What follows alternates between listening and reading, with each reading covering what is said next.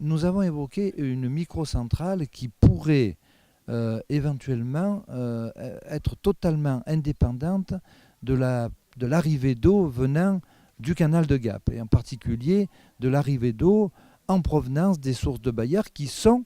notre propriété et que nous utilisons et qui malheureusement ne peuvent pas à l'heure actuelle répondre en totalité aux besoins de la ville de Gap. Donc il est évident que nous poursuivons notre réflexion sur la création éventuelle un jour d'une microcentrale dans la mesure où celle-ci pourrait nous apporter un grand soulagement en matière d'électricité et en matière de production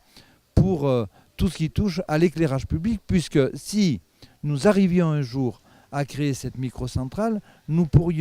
elle pourrait produire la totalité de ce que la ville a besoin en termes d'éclairage public, ce qui n'est pas rien, et donc une économie substantielle pour nos concitoyens. L'État aura son mot à dire quand les acteurs se seront mis d'accord entre eux. Et donc, ça veut dire qu'il faut qu'on trouve une solution sur l'approvisionnement de l'eau pour la ville de Gap, qui actuellement, il y a des problèmes de conformité, il y a des problèmes de conflit avec l'ASA du canal. Donc, on parlera de microcentrale quand on aura réglé toute cette situation.